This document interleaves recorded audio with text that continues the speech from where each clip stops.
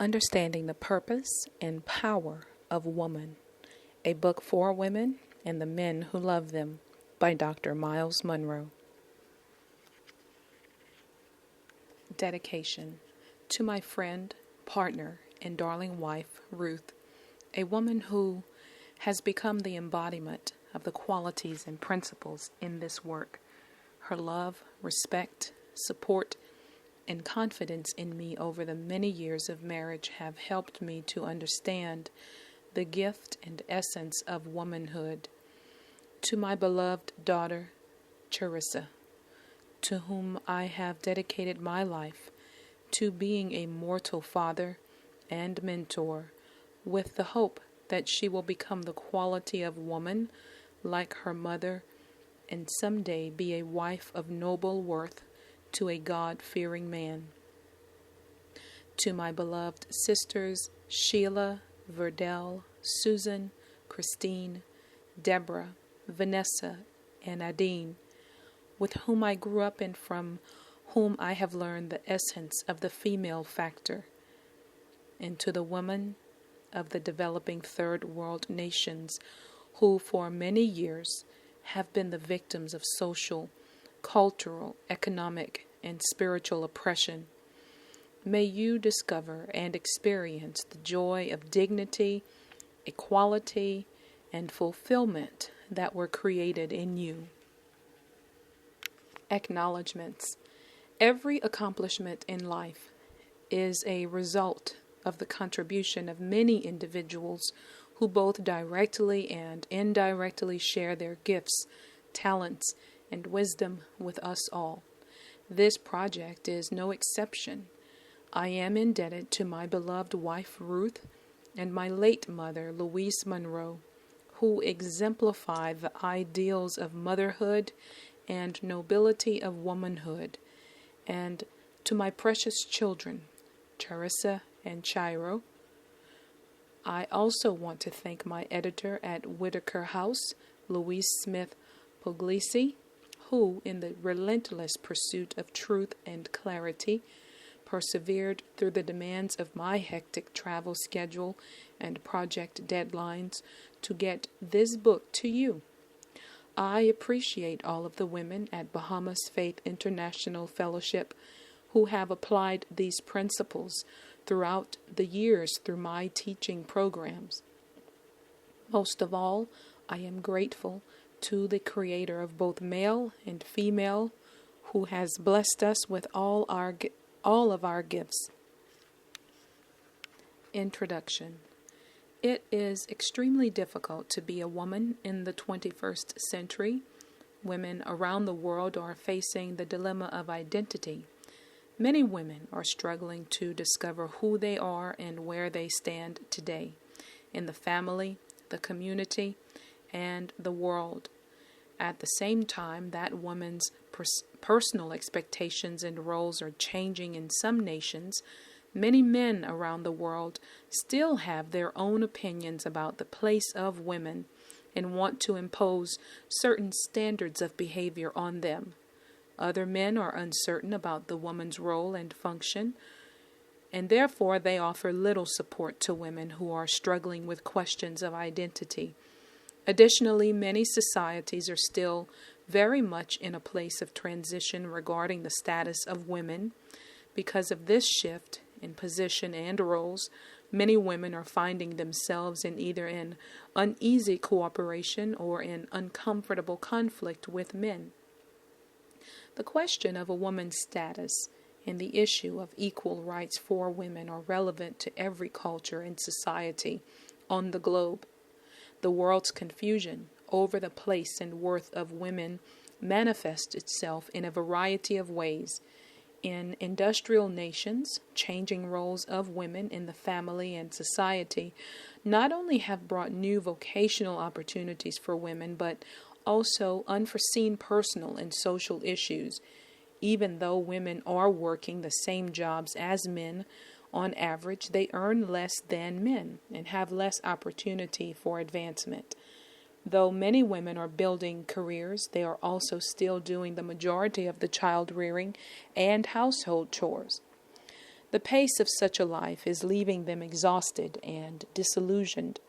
On a personal level, confusion over male-female roles and expectations has led to misunderstandings, conflicts, and unstable relationships with the opposite sex. Women today are struggling with the delicate balance of attending to the needs of both their families and their careers, job competition with men, emotional turmoil and lost income due to divorce, single parenthood, and conflicts stemming from cultural changes in the way women and men interrelate. Some women are confused about what a woman should be and how she should conduct herself because they're not sure what a woman is supposed to be responsible for anymore. What is compounding these issues is that cultures around the world have their own ideas about a woman's identity and role, and these ideas are varied and contradictory. In many Western countries, a woman is accepted as a competitor in the work world. At the same time, she is often expected to fulfill the traditional roles of wife and mother. In many developing countries, cultural views of a woman's role continue to devalue her worth and dignity. Sometimes she's considered the equivalent of a domestic servant or slave. A woman living under such a view is extremely vulnerable to emotional or physical abuse, poverty, disease, and even death. A striking example of this is the plight of women in Afghanistan who are being denied health care, education, employment, and personal freedoms. Another example is the situation of women in third world nations who are at high risk of contracting HIV/AIDS. The June 2000 United Nations AIDS report on the global epidemic reported that the percentage of women being infected with HIV is rising. 52%, 1.3 million of all AIDS deaths in the year 2000 were women. The reason? Many young girls and women are being sexually exploited and are falling victim to the disease through contact with infected men. The breadth and depth of the issues that women face worldwide is overwhelming. Yet current books and other literature about male-female relationships and women's rights are not addressing the underlying cause that is fueling the crisis women are dealing with today. My concern is that the longer this cause is overlooked, the longer the plight of women will continue. I travel throughout the world and I see the numerous problems of women firsthand. Women are facing a myriad of issues and dilemmas, whether they live in Africa, Europe, the Caribbean, South America, Australia, Antarctica, Asia, or North America. There will always be certain factors, such as natural disasters and war, that exacerbate problems for women and men alike. However, the root cause of the special problems women face, the issue that is largely contributing to their distress in the world, is essentially being ignored. The woman in North America who is juggling a career and family, the woman in Afghanistan who is being denied basic human rights, and the young girl in Kenya who has just contracted the AIDS virus are each facing aspects of a common dilemma. Their problems are different manifestations of an underlying issue. Uncovering and addressing this underlying issue is a central theme of this book. What, then, is the root cause of the problem? Before I answer this question, I want to say that it is not as if efforts and progress have not been made in respecting and valuing women. For example, from its inception, the United Nations has been concerned with women's issues. The United Nations Charter affirms its faith in fundamental human rights, in the dignity and worth of the human person, in the equal rights of men and women. In the years since the founding of the United Nations, international laws and treaties regarding women's rights have been adopted. Yet if you read the language of these succeeding proclamations, you will notice a recurring theme. After acknowledging that some progress has been made, the resolutions admit that discrimination against women still exists, even among member nations who have pledged to uphold the resolutions. Those who are committed to making life better for women have had to admit that progress is slow and that change is hard to measure and even harder to enforce. The UN Convention on the Elimination of All Forms of Discrimination Against Women, often called the International Bill of Rights for Women, suggests the cause of the problem. It targets culture and tradition as influential forces shaping gender roles in family relations. Over the centuries and millennia, societies all over the world have developed ideas about what it means to be a woman or a man, and most of what has been promoted through culture and tradition has devalued women in some way. We may well ask the question, what has caused diverse cultures and traditions around the world to misunderstand and devalue women? Why is this attitude seemingly ingrained in people's hearts the world over? The basic problem can be summarized in this way. There are fundamental truths about the inherent makeup of women and men that have been lost to the cultures and traditions of the world, as well as the hearts and minds of individual men and women. They have been replaced with distorted views of women and of male-female relationships, and these distortions have been promoted through culture and tradition. Because of these lost truths, women and men alike do not understand a woman's nature, potential role, and unique contribution to the world. The result is that women are misunderstood, held back from fulfilling their potential, and abused. The hurt, loss, trauma, and physical peril this has placed on women is tragic. There's been a terrible waste of life and potential over hundreds and thousands of years. This waste has been catastrophic not only for women but also for men and human society as a whole. Women and men alike must come to know the woman's true nature and purpose if we are to address the plight that has affected women throughout history and still affects them in the 21st century. Women, as well as men, must gain new perspectives of themselves, since women have largely developed their self-concepts from cultural traditions shaped by men who did not understand females. One of the main points I want to emphasize in this book is that if you don't know how something is meant to function, you will misuse or abuse it. This is easy enough for us to understand if we're talking about bouncing checks because we failed to balance our checkbooks properly, or allowing our cars to slowly deteriorate by neglecting to change the oil regularly. Yet a similar principle applies to our failure to understand the inherent nature of women and men and how we were created to function together as human beings. The woman has been misunderstood, misinterpreted, and manipulated for thousands of years. As a result, she has been and is being abused in societies throughout the world. This is why so many past efforts on behalf of women have fallen short of success. This is why a country like Afghanistan can appear to be making progress in valuing women and then reverse itself. Merely insisting that women be treated right apparently will not change the false views of males and females that are ingrained in many women and men.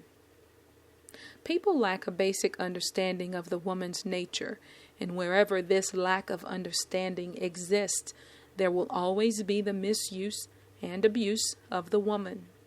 Therefore, we not only need to affirm the worth of women, but we also need to lay new groundwork for understanding who a woman is and how she should be viewed and treated. Repeated resolutions from the United Nations or the efforts of concerned groups, notwithstanding their good intent, cannot ultimately change the hearts of men. We must look beyond the cultures of the world and rediscover intrinsic truths about the nature of women and men. We must transcend tradition and recapture principles that can free women to be fulfilled and valued, regardless of their nationality or geographic location. We need to understand the inherent nature of a woman and the implications of that nature that will enable us to address her particular issues, whether she is trying to balance a career and family, struggling to regain basic human rights, or at risk of contracting HIV/AIDS. If we look at the issue of women's rights from this perspective, it will give us the proper focus for solving problems women face. Much of the discussion of women's rights centers on what a woman is capable of doing and what she should be allowed to do. I would like to suggest, however, that these questions, while important, are actually secondary questions. The fundamental question, from which all other questions can be addressed, is not so much what a woman does as who she is and the implications of who she is.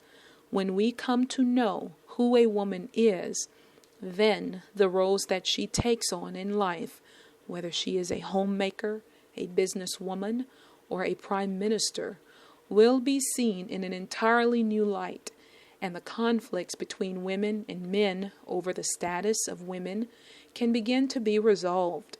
A final note of caution: the temptation for women who are being devalued by men in a specific instance or through societal discrimination is to want to dismiss men altogether or treat them in an adversarial way. Yet to do this would be to disregard the inherent makeup of women and men and how they are meant to function together. The end result of such an approach would be damaging to a woman's potential and advancement, and real progress would not be accomplished. Noeline Heitzer, Executive Director of the United Nations Development Fund for Women, said in a recent International Women's Day message, "What we want for the 21st century is a rekindling of hope, the capacity for women around the world to bring their dreams of equality, of access, opportunity and rights, freedom from discrimination, related intolerance, and peace to reality, a better world for all." This book is indeed about a rekindling of hope for women in the 21st century. The truths contained within can create a better world for women and men, the world it was created to be. Miles Monroe. Chapter 1: A Woman's Place. And so is the world put back by the death of everyone who has to sacrifice the development of his or her peculiar gifts, which were meant not for selfish gratification, but for the improvement of that world, to conventionality. Florence Nightingale. In the mid-1960s, James Brown came out with a song that exposed the spirit of the age, entitled "It's a Man's World." The song sold 1 million copies. I wonder who bought it. James Brown was singing about an attitude that pervades the nations and cultures of the world. That attitude is, in effect, even though women are here, this world was made for men. It's designed for males. Women are just filling in where needed. You women, stay in your place. This is a man's world. Does the world belong to men? If so, what place do women hold in it? A controversial issue. One of the most controversial issues of our modern times, a topic that has been debated with much discussion and dissension, is the role, position, and rights of the woman. Historically, in nearly every nation and culture, women have been regarded as inferior to men, holding a secondary place in the world. The following are traditional perceptions of women that still persist today. Women are considered inferior to men, second-class citizens, objects for sexual gratification alone, weak, incapable of real strength, lacking in intelligence and therefore having nothing to contribute to society, the personal property of men, the equivalent of cattle, personal servants whose only purpose is to meet the needs of their masters, domestic slaves to be used as desired, objects to be passed around until finished with, and then discarded. Subhuman, deserving of abuse. Depending on where you live in the world, your past experiences, and whether you are a woman or a man, the items on this list might shock you, offend you, be discounted by you, or serve as a painful reminder of what you are currently enduring. If you live in an industrial nation that has seen significant improvements in the status of women and the opportunities open to her, you may not think these negative perceptions of women are relevant to your relationships or the interactions between males and females in your society. Yet the underlying assumptions behind them persist in every nation, because they are not so much influenced by legislative and societal changes as they are by ingrained attitudes in the hearts and minds of men and women.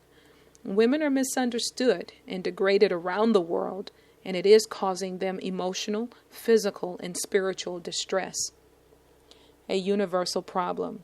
For thousands of years in nearly every culture and tradition in the world, women have been devalued and therefore mistreated in some way. What accounts for this outlook? Why is this problem so universal? The fact that devaluing of women is so widespread across the globe points to a cause that goes much deeper than mere culture or tradition. One of the reasons the plight of the woman has been such a difficult issue to remedy is that it's not easy to change a man's mind about a woman's place in the world. The idea that this is a man's world is very deeply entrenched. Even though legislation might be passed or public policy might change, you can't easily change a man's mindset. This internalized devaluing of women is the reason why women generally continue to be discounted and exploited in almost every society in the world, regardless of certain social and political advances. In industrial nations as well as developing nations, the plight of the female is still very real. It is tragic to have to admit this is true in our modern society. In the neighborhood where I grew up, it was common for me to hear men saying, "Woman, do you know who I am? I'm the one who wears the pants around here." That statement was supposed to imply who was in charge. These days, both men and women wear pants, so who is the statement talking about now?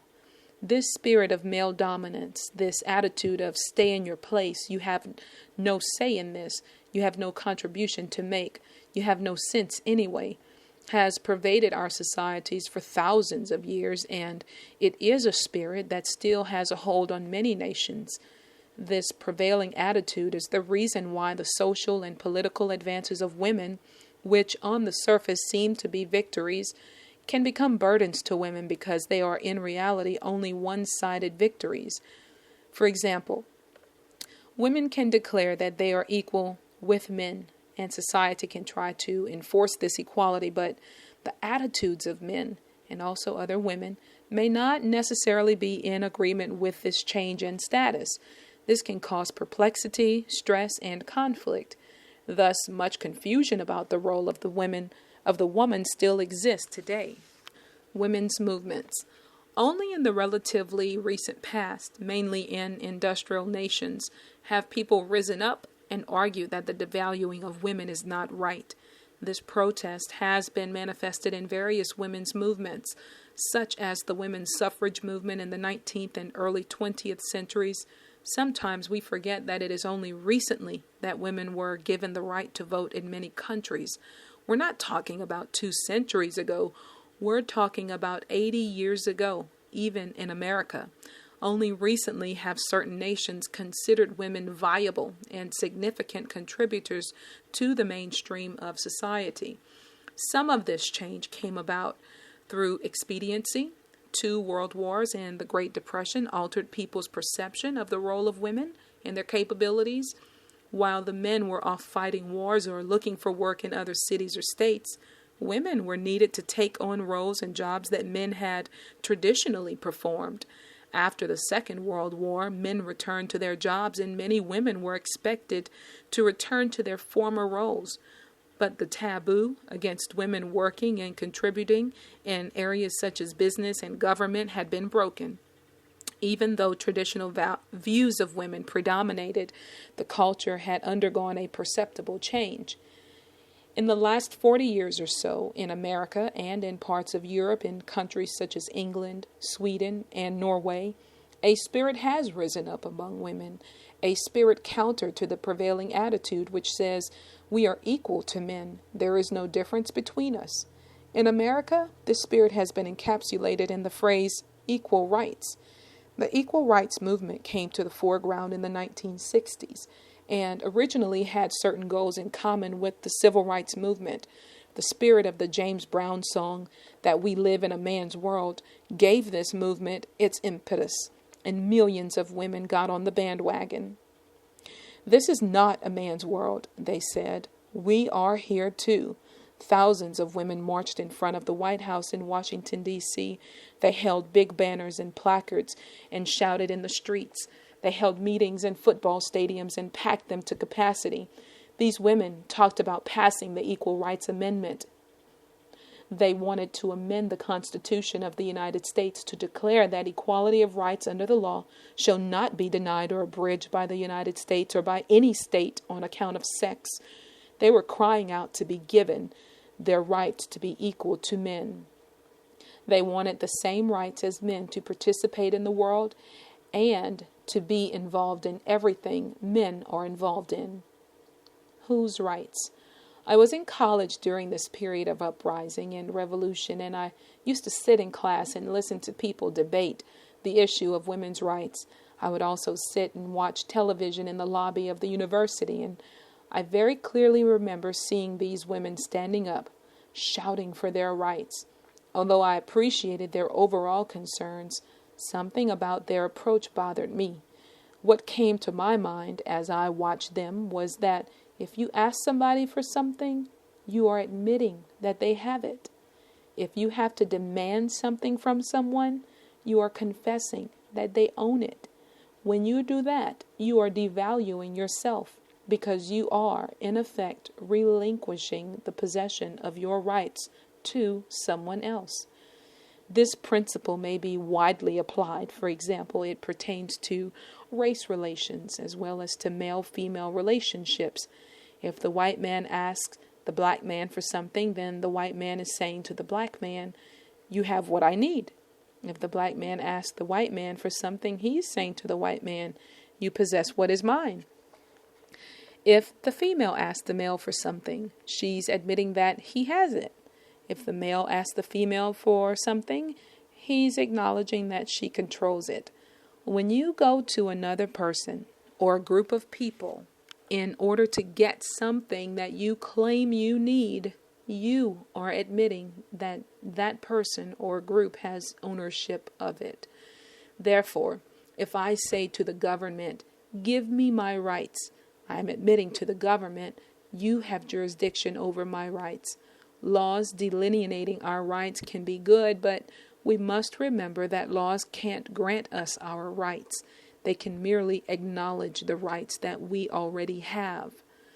I decided years ago, as a teenager, that nobody has the liberty to control my rights because my rights are God-given and inherent. Some people are amazed at my outlook. A black preacher came up to me one time and said, "Man, you're a different kind of black man." I said, "No, I'm in control of whose opinions are important." There is a significant difference between demanding one's rights from someone and displaying the rights one already possesses. This is a critical principle to keep in mind as we explore the underlying reason for the devaluing of women. If we understand that the woman's position and rights in the world are inherent, it is going to change our approach to solving her plight worldwide. Joseph is a good example of a person who displayed his rights in the way in which he thought and lived. His story is told in the book of Genesis. Joseph was falsely accused and put in jail, yet he said to himself, "I'm not a prisoner," and he was soon put in charge of the whole prison. It's all about attitude. The Romans had Jesus bound in chains, but Jesus told Pilate, in essence, "I'm not bound. You're the one who's bound." Pilate said, "Don't you know who I am?" Jesus answered, I know who you are. You're a fool. You're being totally manipulated by history and prophecy. You can't kill me. I don't give you the right to have the power to kill me. No man takes my life. I am a free man. See John 19 and 1 through 16. There are people in jail right now who are spiritually free, and there are people who have never been near a jail who only seem to be free. Inwardly, they are bound. So when you demand something, you have to be careful, because you might be subconsciously implying something. You might be suggesting that you don't really have any rights of your own. I want to ask women, do you really want to go to men and say, I demand equality with you, implying that they have the power to make you equal? That is a dangerous thing to say. If you convince me that I have the power and the right to make you a whole person, then you are in trouble, because I could use it to play games with you, to manipulate you. I could use it to get what I want. I could give you some freedoms as I pleased, just enough to keep you in check and withhold the rest. I believe that many people in movements for equality are inadvertently confessing that they have given over their rights to someone else. Prejudice persists. Even so, countries such as America and Sweden have recently elevated the status of women through legislative acts, achieving a certain amount of societal change. After a difficult struggle, the woman who was once mainly thought of as a baby bearer, property, servant, slave, maid, and someone who did the work men considered beneath them, now participates to some degree in both civic and political affairs. Her contribution is beginning to be appreciated. Many women are involved in opportunities and activities that were formerly reserved for males, such as leadership, management, and sports. However, although we can say that there has been some improvement, in most societies, women are still suffering the prejudice of the male against the female, and this bias continues to degrade women. Men's hearts cannot be changed by legislation. People are still reacting and adjusting to the legislative and civic changes that have been made over the last several decades, so that even though the law says women are now equal to men, this doesn't mean that men think so. As a result, women are still being confused, misused, and abused. They are being frustrated and manipulated. The persistent devaluing of women continues to hold back progress, and women are being treated in every way except in the way God originally intended. This depreciation of women is preventing them from living in the fullness of what God created them to be. There have been some notable examples of women throughout history who have been able to accomplish great things, display exceptional work and talent, and contribute much to society. Yet the majority of women have not been allowed to develop their unique personalities and gifts fully so that they may enrich their own lives, their families, their churches, their communities, and the world. The serious problem we are facing, therefore, is that not even the government can really do what needs to be done to remedy the devaluation of women, despite legislation and some positive social changes. Can negative ideas about women be changed? Can the world's negative perceptions of the woman be transformed?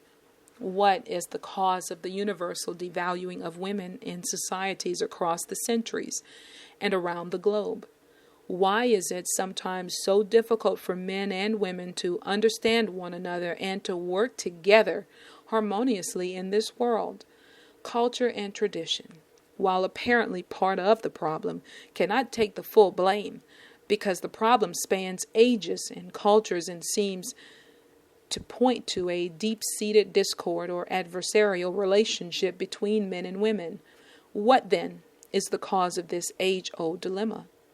It is that we have lost what it means to be human.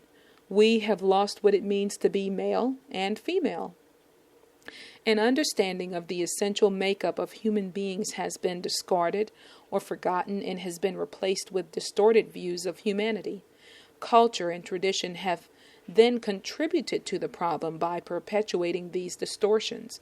Women, as well as men, need to understand the inherent nature of the woman, because most women have developed their identity from men, and they do not see themselves as God does. Women have essentially become the products of societies and traditions into which they were born and bred. As a woman, you might not like who you are, yet your self-concept probably came from the environment in which you were raised. Equal and different.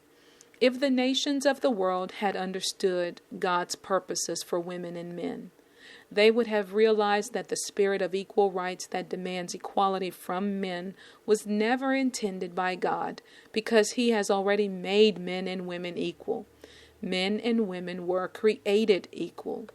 Men and women are equal. That's not for a Senate or a Congress or a cabinet or a parliament to decide. God already made this decision in creation. Again, when you allow others to declare who you are submitting your rights to them, and you must be prepared for the consequences. Don't ever give anybody the right to say what kind of human value you have. Don't let anybody else tell you how much of a person you are. When you understand that equality is inherent and discover how it is to be manifested in your life, then you can begin to live in the full realm of that equality, regardless of what others tell you about yourself. There's another point we need to carefully consider, because it is at the forefront of the current misunderstandings between females and males. Many of those who advocate equal rights say that there's no difference at all between women and men, yet while women and men were created equal, they were also created different. This is part of their unique design. This statement may confuse some and anger others, because somehow we have come to believe that different means inferior. It is true that many societies have promoted the false view that because women have a different physical and emotional makeup, they are somehow inferior to men. A few women have adopted the attitude that men are inferior because they are different from women. Both views fail to appreciate, value, and celebrate the complementary differences between men and women. In many spheres of life, we don't consider differences to be weaknesses, but rather mutual strengths. In music, who is more important to a full symphony orchestra, a violin player or an oboe player? Both work together in harmony. In sports, who is more important to a medley relay, the swimmer who swims the breaststroke or the swimmer who swims the backstroke? Both have to be strong swimmers in their particular specialty, for a medley race cannot be swum with only one type of swimmer. The answer to the historical devaluing of women does not lie in declaring that there are no differences between females and males, but in recognizing and affirming their complementary differences. The problem is that we don't understand and accept these differences so they can be used in harmony. The cause of conflict. When we don't understand and appreciate our God-given differences, we will inevitably have conflict. If the female doesn't understand why she is the way she is, and the male doesn't understand why he is the way he is, then three kinds of conflicts will occur. Women won't be able to successfully get along with other women. Men won't be able to successfully get along with other men. And women and men won't be able to successfully get along with each other. This misunderstanding and discord between women and men may be illustrated by the way many people approach marriage today. Most people are unprepared for the marriage relationship. They approach it in the same way that they buy a car. When you want to buy a new car, how do you go about it? You go to various car dealerships, compare the models and features, make your selection, sign the papers, and then drive your new car home.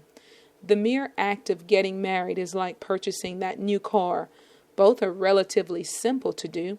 You look at the choices, find somebody you like, go to a minister or justice of the peace for the ceremony, receive your marriage certificate, and then go home with your new spouse. At first, everything seems effortless. Buying a new car, driving it home, parking it in the garage, and admiring it in its mint condition isn't any problem. Driving with the full tank of gas that the car dealership gave you isn't any problem. Similarly, it's easy to marry a spouse, step over the threshold, and enjoy the honeymoon. Cruising on lovey-dovey honeymoon feelings is fine for a while. However, buying a car is one thing. Operating and maintaining it is something else. Likewise, getting married is one thing, while maintaining and growing in the relationship is another. A car is meant to be a benefit to you, to help meet your transportation needs. However, you must understand the needs of the car, because there will come a time when that gas tank will need to be refilled. There will come a time when the car will need an oil change. There will come a time when repairs will need to be made. If you don't know the needs of a car, you will say, "What's wrong with this crazy car? Come on, car, you've been running for the last month. What is wrong with you?" All the time you are swearing at the car is sitting there wanting to serve you. Yet it can't, because you don't know its needs and aren't attending to them. Suppose you then say to yourself, "Well, when I get thirsty, I drink water, so the car must need water. I'm going to fill the gas tank with water." You try to attend to the needs of the car based on your own needs. Now you're in trouble, because the water you put in the gas tank has gone through the car's system and damaged it. Now your car won't run at all. So you say to your car, "When I drink water, I'm revived." What is wrong with you? Your needs are not the same as your car's needs, and your car's needs are not the same as your needs. When you want a car or anything else to function, don't give it what you need. Find out what it needs and then give it what it needs. Then it will work for you. What has been happening in relationships between males and females is that we have, in a sense, been putting water in the gas tank. We've been trying to function without understanding or addressing the other's individual needs. We have been trying to operate based only on what we need. That's why many relationships are at a standstill. That's why there has been so much misunderstanding and conflict between men and women throughout history. We assume that a man needs what a woman needs, and a woman needs what a man needs. In many ways, this is not the case. The differences are so great that they will astound you. Suppose ribs are your favorite food. Can you imagine trying to feed a plant with a plate full of ribs? You enjoy ribs, but the plant can't take them in or digest them. To grow plants, you must understand what they need, that they need absorbable nutrients, water, and light. The same basic principle applies to men and women. There are certainly similarities between males and females, but each also has a unique design and unique needs. We must come to understand the purpose of all the elements related to the function and design of men and women. Otherwise, we will be continually frustrated in our relationships. Moreover, because the nations of the world have tended to be governed by men, most societies have been set up to address the needs of the male before the needs of the female. To address the plight of the female and the conflict between men and women, we must learn, understand, and appreciate the woman's unique design. It is important for all people to understand the nature of the female as she was created in God's image and as she relates to the man. This knowledge is not just for those who are in a marriage relationship, whether you are married or single, male or female, young or old. You have interactions with women in the family, the workplace, the church, the government, and almost every other arena of life. If you don't understand how a woman is designed, you will not be able to deal honestly and effectively with her in these realms of life. Of course, understanding the design of a woman and a man is also extremely important for a marriage relationship. When we learn what it truly means to be female and male, we can effectively enter into relationships with others, including the marriage relationship. If you are currently unmarried and you learn who you are and why you are the way you are, as well as how the opposite sex is designed and functions, then if you do marry, your marriage will be successful. You won't have many of the conflicts that arise out of ignorance of the purpose and value of women and men. The needs of both males and females need to be learned. However, because the woman has been so misunderstood and devalued over the years, the focus of this book is on her design and needs, while also making reference to how her makeup relates to the makeup of the man. God's purpose. Nobody knows how something is supposed to function better than its maker. Can I suggest to you that the best way for us to make progress in the relationship between men and women is to go back to the beginning, to see what was in the mind and heart of the Creator when He made humanity? Knowing our original design and inherent makeup is the only way to bring about lasting, positive change in the way women and men interact with one another in all the realms of life. I am persuaded that understanding and living in God's original purpose is crucial to restoring right relationships between men and women.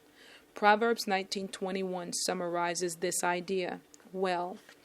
Many are the plans in a man's heart, but it is the Lord's purpose that prevails. God is a God of purpose, and everything that He made in this life, including men and women, has a purpose. We can fight against His purpose, but if we do, we will be unfulfilled and frustrated. He made us the way we are for His purposes and for our benefit. Throughout this book, we will continually come back to these two essential principles. The purpose of something determines its nature or design. The nature or design of something determines its needs. The nature of the woman must be understood in light of her purpose, and her needs must be understood in light of her nature. Otherwise, she will be unable to fulfill the purpose for which she was created. The most important thing we can find out about ourselves and others is the purpose of our existence. The sad consequence of men and women misunderstanding each other is that when purpose is not known, abuse is inevitable. We've had enough of that. What is a woman's place? The controversy over the role, position, and rights of the woman over the years has often centered around these apparently competing views of what a woman's place is. A woman's place is in the home. A woman's place is in the world, in business, education, and government. Both of these views fail to capture the essence of a woman's purpose and design. Where ultimately is a woman's place? A woman's place is, before anything else, in God. The same is true for a man. It is in the way He created her, in the tremendous value He gives her, and in the purposes He has for her. Only when we grasp the implications of this truth will we resolve the controversy and conflict surrounding the role of the woman in the world. Principles.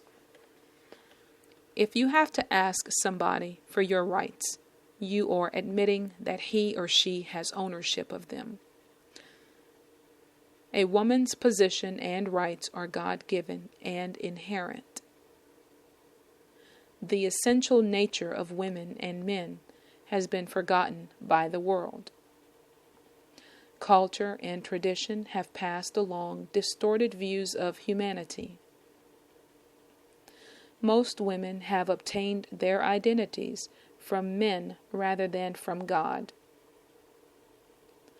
The devaluing of women is preventing them from living in the fullness of God's purposes for them.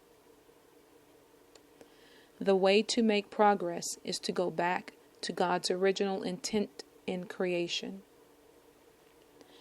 The purpose of something determines its nature or design. The nature of something determines its function and needs. A woman's place is in God.